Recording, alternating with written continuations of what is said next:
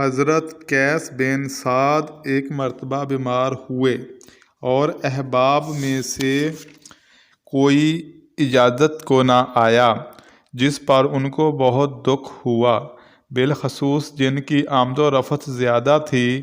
صحت کے زمانہ میں اکثر آیا جایا کرتے تھے۔ گھر کے لوگوں سے پوچھا، یہ کیا بات ہے؟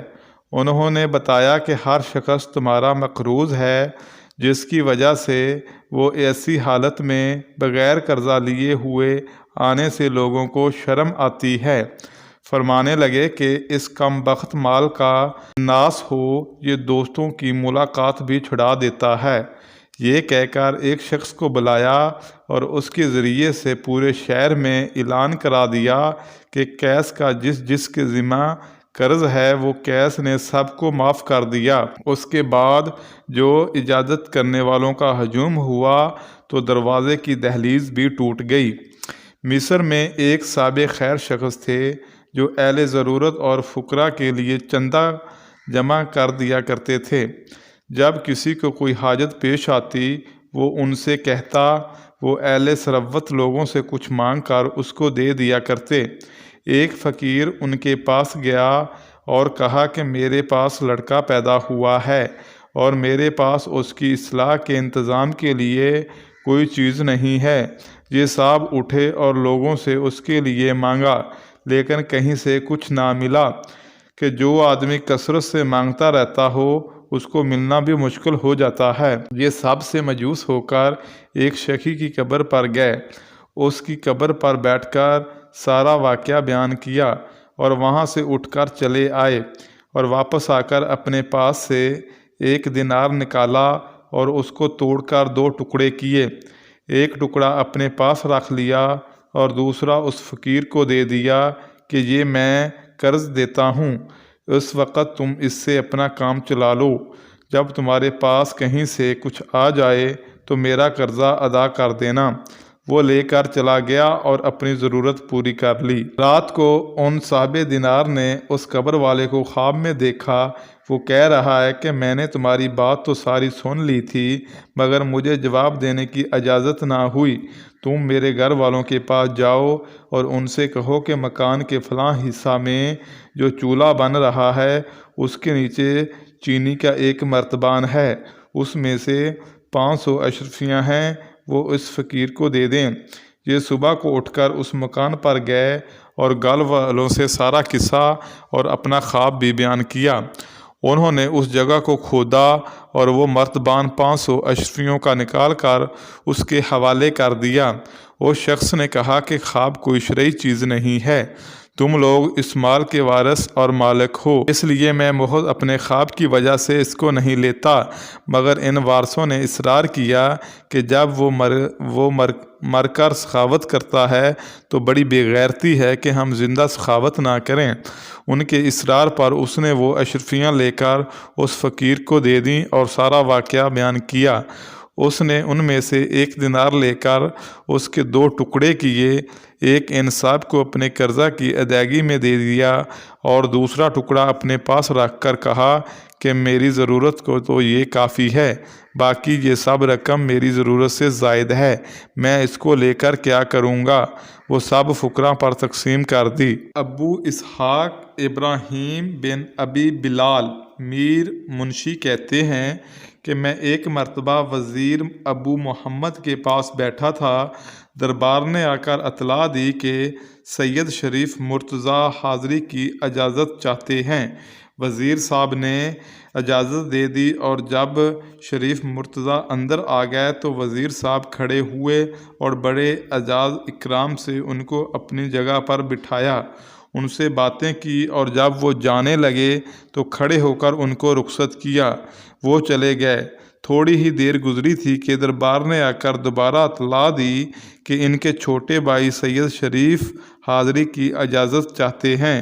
وزیر نے اس وقت کچھ لکھنے میں مشغول ہو گئے تھے، اس کو پرچے کو جلدی سے ڈال کر اٹھے اور دروازے تک حیرت زدہ ہو کر گئے اور ان کا ہاتھ بڑی تعظیم و تکریم سے پکڑا، ان کو اپنے ساتھ لا کر اپنی جگہ پر بٹھایا اور خود تواضع سے ان کے سامنے بیٹھے اور بات چیت بڑی توجہ سے کرتے رہے، اور جب وہ اٹھ کر جانے لگا تو دروازے تک ان کو پہنچانے گئے اور واپس آ کر اپنی جگہ بیٹھ گئے۔ اس وقت تو وزیر صاحب کے پاس مجمع تھا، میری کچھ پوچھنے کی ہمت نہ ہوئی۔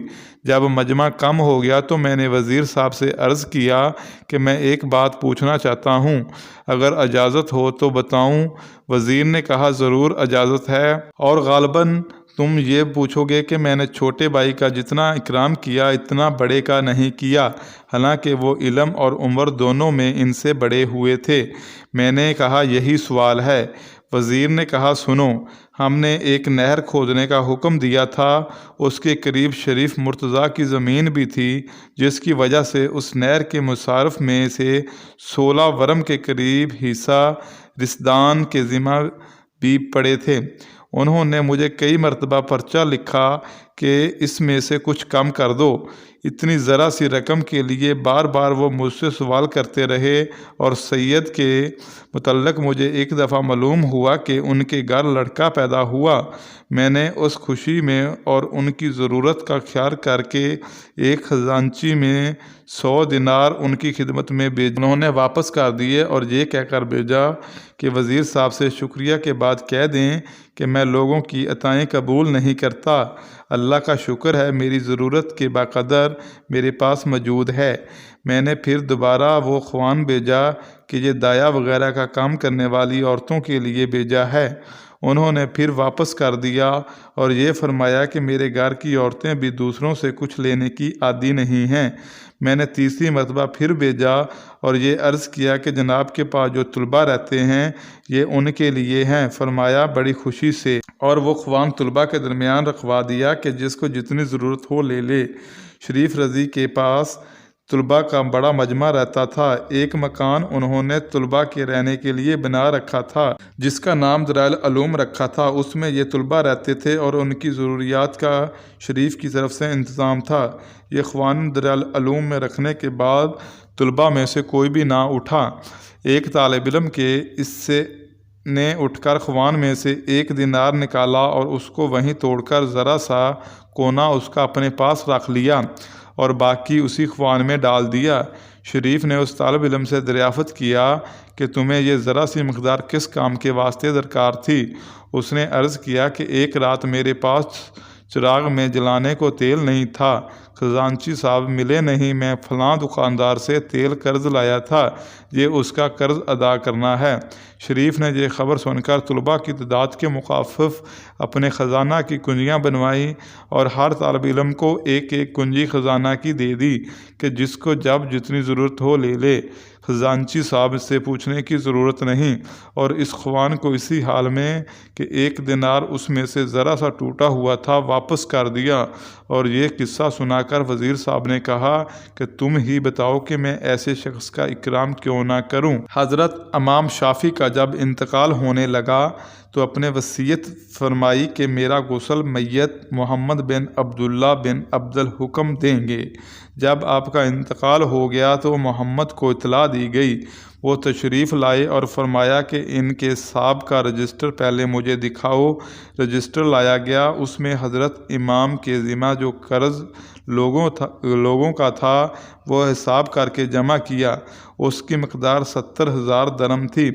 محمد نے فرمایا کہ یہ سب قرض میرے ذمہ ہے۔ اپنی ذمکی کا کاغذ لکھ دیا اور فرمایا کہ میرے غسل دینے سے یہی مراد تھی، اور اس کے بعد اس سارے قرض کو ادا کر دیا۔ ربیع بن سلیمان کہتے ہیں کہ حضرت امام شافعی ایک مرتبہ سواری پر سوار ہو رہے تھے، ایک شخص نے جلدی سے رکاب پکڑ لی تاکہ چڑھنے میں سہولت ہو۔ حضرت امام نے مجھ سے فرمایا کہ میری طرف سے اس شخص کو 4 اشرفیاں دے دو اور کمی کی معذرت بھی کر دینا۔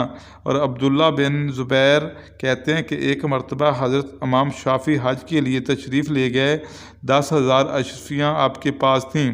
مکہ مکرمہ سے باہر آپ کا خیمہ لگا ہوا تھا۔ صبح کی نماز کے بعد آپ نے وہیں خیمے میں ایک کپڑا بچھا کر وہ اشیاء اس پہ ڈال دیں اور اہل مکہ میں سے جو ملنے کے لیے آتا ایک ایک مٹھی اس کو دیتے رہے۔ زور کے وقت تک وہ سب ختم ہو گئیں۔ حضرت طلحہ بن عبید اللہ مشہور صحابی اور سخی لوگوں میں سے ہیں۔ ان کے ذمے ایک مرتبہ حضرت عثمان کے 50,000 درم قرض ہو گئے تھے۔ حضرت عثمان مسجد میں تشریف لے جا رہے تھے، راستے میں یہ ملے۔ انہوں نے عرض کیا کہ میرے پاس دام اس وقت آ گئے ہیں، آپ کا قرضہ عطا کرنا چاہتا ہوں۔ حضرت عثمان نے فرمایا کہ بس وہ تمہاری ہی نظر ہیں، تمہارے ذمہ لوگوں کے بہت اخراجات ہیں۔ جابر بن قبیصہ کہتے ہیں کہ میں بہت دن تک حضرت طلحہ کے ساتھ رہا، بلا طلب عطا کرنے والا میں نے ان سے زیادہ نہیں دیکھا۔ حضرت حسن کہتے ہیں کہ ایک مرتبہ انہوں نے اپنی ایک زمین 7 لاکھ میں فروخت کی۔ قیمت جب وصول ہوئی تو شام کا وقت ہو گیا تھا، وہ رقم رات کو ان کے پاس رہی۔ رات بھر سخت بے چینی میں جاگتے گزری گئی، اس خوف سے کہ یہ میرا مال میرے پاس ہے، کہیں موت نہ آ جائے۔ صبح کو اٹھ کر سب سے پہلے اس کو تقسیم کیا۔ ان کی بیوی حضرت سعد بنت عوف کہتی ہیں کہ میں نے ایک مرتبہ ان کو دیکھا کہ بہت گرانی سی ہو رہی ہے۔ میں نے پوچھا خیریت تو ہے، کیسی طبیعت ہو رہی ہے؟ کہنے لگے میرے پاس کچھ مال جمع ہو گیا ہے، اس کی وجہ سے بڑی گھٹن ہو رہی ہے۔ میں نے کہا یہ تو کچھ ایسی بات نہیں ہے، اپنے غلام کو بیچ کر اپنے رشتہ داروں کو بلا لیجئے اور صلح رحمی میں ان پر تقسیم کر دیجئے۔ چنانچہ انہوں نے اسی وقت غلام کو بیچ کر آدمیوں کو بلایا اور ان کو تقسیم کر دیا۔ راوی کہتے ہیں کہ میں نے ان کے خادم سے پوچھا یہ کتنا مال تھا؟ اس نے بتایا 4 لاکھ تھا۔ اور ان کی بیوی ایک اور واقعہ بیان کرتی ہے کہ ایک دفعہ وہ گھر میں آئے، چہرہ بہت اترا ہوا، رنج کی وجہ سے سیاہی چہرے پر آ رہی تھی۔ میں نے پوچھا کیا بات ہے؟ کچھ میری طرف سے کوئی ناگواری کی بات پیش آئی ہو تو میں معافی کی درخواست کروں گی۔ کہنے لگے نہیں، تو مسلمان کے لیے بہت بہترین بیوی ہے کہ نیک کام میں مدد کرتی ہے۔ میں نے پوچھا پھر آخر بات کیا پیش آ گئی ہے؟ کہنے لگے کچھ مال جمع ہو گیا، مجھے اس کی بڑی بے چینی ہو رہی ہے۔ میں نے کہا یہ تو ایسی بات نہیں، اسے اٹھا کر بانٹ دو، اس میں کیا ہو گیا؟ بعض مرتبہ کوئی لینے والا نہیں آتا تھا تو وہ رہ جاتا تھا۔ اس کی بیوی یہ بھی کہتی ہے کہ ایک مرتبہ انہوں نے 1 لاکھ تقسیم کیا اور اپنا یہ حال تھا کہ اس کے دن مسجد میں اس وجہ سے جانے میں دیر ہو گئی کہ ان کے پاس جو کپڑا تھا، چادر، اس کے دونوں کنارے سینے میں جگہ مجھے دیر لگی، یعنی وہی ایک کپڑا تھا، اس کے سلنے کے انتظار میں بیٹھے رہے، دوسرا کپڑا نہ تھا جس کو پہن کر مسجد میں چلے جاتے۔ ایک گاؤں کے رہنے والے حضرت طلحہ کے پاس آئے اور اپنی قرابت کا واسطہ دے کر صلح رحمی کے طور پر کچھ مانگا۔ میرے پاس ایک زمین ہے، حضرت عثمان اس کو خریدنا چاہتے تھے اور وہ اس قیمت میں 3 لاکھ لگا چکے ہیں، تیرا دل چاہے وہ زمین لے لے اور اگر نقد چاہے تو میں اس کو ان کے ہاتھ فروخت کر کے اس کی قیمت دے دوں گا۔ اس نے قیمت لینا پسند کیا، انہوں نے حضرت عثمان کے ہاتھ اس کو فروخت کر کے اس کی قیمت اس کو دے دی۔ ان حضرات کے پاس زمینوں کی بہت کثرت تھی، اس لیے جہاں جہاد میں جاتے وہ ملک فتح ہوتے تو اکثر غنیمت کے ساتھ زمینیں بھی ان مجاہدین پر تقسیم کر دی جاتی تھی۔ ایک مرتبہ ایک شخص اپنے دوست کے پاس گیا اور جا کر کہا کہ میرے ذمہ 400 درم قرض ہو گیا ہے، تجھ سے مدد چاہنے آیا ہوں۔ اس نے فوراً 400 درم وزن کر کے دے دیے۔ جب وہ چلا گیا تو اس نے رونا شروع کر دیا۔ بیوی کو یہ خیال ہوا کہ شاید اس کو مال کے جانے کا صدمہ ہوا ہے۔ وہ کہنے لگی اگر اتنی گرانی تھی تو دینے ہی کی کیا ضرورت تھی؟ وہ کہنے لگا میں اس پر رو رہا ہوں کہ میں نے اس کے ساتھ تعلقات کے باوجود اس کے حال کی خود خبر کیوں نہ رکھی، اس کو مجھ سے مانگنے کی نوبت کیوں آئی۔ حضرت عبداللہ بن جعفر ایک مرتبہ جنگل میں تشریف لے جا رہے تھے، راستے میں ایک باغ پر گزر ہوا، وہاں ایک حبشی غلام باغ میں کام کر رہا تھا۔ اس کی روٹی آئی اور اس کے ساتھ ایک کتا بھی باغ میں چلا آیا اور اس غلام کے پاس آ کر کھڑا ہو گیا۔ اس غلام نے کام کرتے کرتے ایک روٹی اس کتے کے سامنے ڈال دی۔ اس کتے نے اس کو کھا لیا اور پھر کھڑا رہا۔ اس نے دوسری اور پھر تیسری روٹی بھی ڈال دی۔ کل 3 ہی روٹیاں تھیں، وہ تینوں کتے کو کھلا دی۔ حضرت عبداللہ بن جعفر غور سے کھڑے دیکھتے رہے۔ جب وہ تینوں ختم ہو گئی تو حضرت عبداللہ بن جعفر نے اس غلام سے پوچھا کہ تمہاری کتنی روٹیاں روزانہ آتی ہیں؟ اس نے عرض کیا آپ نے تو فرما لیا 3 ہی آیا کرتی ہیں۔ حضرت نے فرمایا کہ پھر تینوں کا اثار کیوں کر دیا؟ غلام نے کہا حضرت یہاں کتے رہتے نہیں ہیں، یہ غریب بھوکا کہیں دور سے سفر طے کر کے آیا ہے، اس لیے مجھے اچھا نہ لگا کہ اس کو ویسے ہی واپس کر دوں۔ حضرت نے فرمایا پھر تم آج کیا کھاؤ گے؟ غلام نے کہا ایک دن فاقہ کر لوں گا، یہ تو کوئی ایسی بڑی بات نہیں ہے۔ حضرت عبداللہ بن جعفر نے اپنے دل میں سوچا کہ اگر لوگ مجھے ملامت کرتے ہیں کہ تم بہت سخاوت کرتا ہے، یہ غلام تو مجھ سے بہت زیادہ سخی ہے۔ یہ سوچ کر کہ شہر میں واپس تشریف لے گئے اور اس باغ کو اور غلام کو اور جو کچھ سامان باغ میں تھا سب کو اس کے مالک سے خریدا اور خرید کر غلام کو آزاد کیا اور وہ باغ اس غلام کی نذر کر دیا۔ ایک مرتبہ حضرت علی بیٹھے رو رہے تھے۔ کسی نے رونے کا سبب پوچھا تو فرمایا کہ 7 دن سے کوئی مہمان نہیں آیا، مجھے یہ ڈر ہے کہ کہیں حق تعالیٰ اللہ تعالیٰ کس بات سے ناراض ہو کر میرے ذلیل کرنے کا تو ارادہ نہیں فرما لیا۔ حضرت عباس سے نقل کیا گیا ہے کہ حضرت حسن اور حضرت حسین ایک مرتبہ بہت بیمار ہو گئے تو حضرت علی اور حضرت فاطمہ نے نظر مانی کہ اگر یہ تندرست ہو جائیں تو شکرانہ کے طور پر 3 روزے دونوں حضرات رکھیں گے۔ اللہ تعالیٰ کے فضل سے صاحبزادوں کو صحت مند ہو گئے۔ ان حضرات نے شکرانے کے روزے رکھنے شروع فرما دیے، مگر گھر میں نہ سحر کے لیے کچھ تھا نہ افطار کے لیے۔ فاقہ پر روزہ شروع کر دیا۔ صبح کو حضرت علی ایک یہودی کے پاس تشریف لے گئے جس کا نام شمعون تھا کہ اگر تم کچھ اون داغا بنانے کے لیے اجرت پر دے دے تو محمد صلی اللہ علیہ وآلہ وسلم کی بیٹی اس کام کو کر دے گی۔ اس نے اون کا ایک گٹر 3 سا جو کہ اجرت طے کر کے دے دیا۔ حضرت فاطمہ نے اس میں سے 1/3 کاتا اور 1 سا جو اجرت کے لے کر ان کو پیسا اور 5 نان اس کے تیار کیے، ایک اپنا میاں بیوی کا، 2 دونوں صاحبزادوں کے اور 1 باندی کا جس کا نام فضا تھا۔ روزہ میں دن بھر کی مزدوری اور محنت کے بعد جب حضرت علی حضور کے ساتھ مغرب کی نماز پڑھ کر لوٹے اور کھانا کھانے کے لیے دسترخوان بچھایا گیا، حضرت علی نے ٹکڑا توڑا ہی تھا کہ ایک فقیر نے دروازے سے آواز دی، اے محمد صلی اللہ علیہ وآلہ وسلم کے گھر والوں، میں ایک فقیر مسکین ہوں، مجھے کھانا دو، اللہ تعالیٰ تمہیں جنت کے دسترخوان سے کھانا کھلائے گا۔ حضرت علی نے ہاتھ روک لیا۔ حضرت فاطمہ سے مشورہ کیا، انہوں نے فرمایا ضرور دیجیے۔ وہ سب روٹیاں اس کو دے دیں اور گھر والے سب کے سب فاقہ سے رہے۔ اسی حال میں دوسرے دن کا روزہ شروع کر دیا۔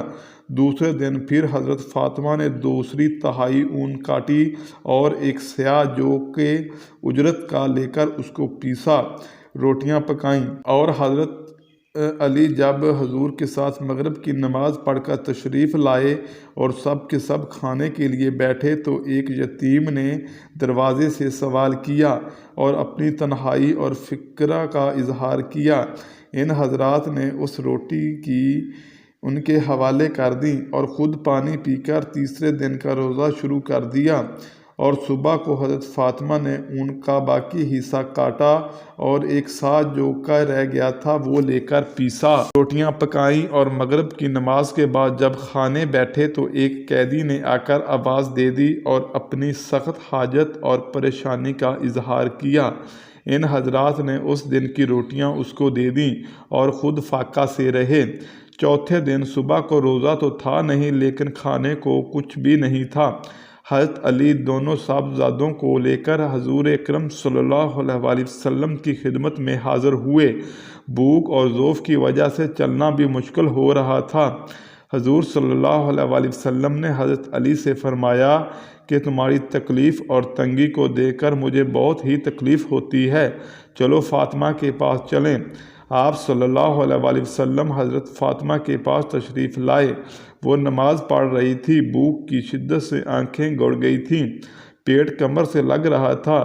حضور صلی اللہ علیہ وسلم نے ان کو اپنے سینہ سے لگایا اور اللہ تعالیٰ سے فریاد کی۔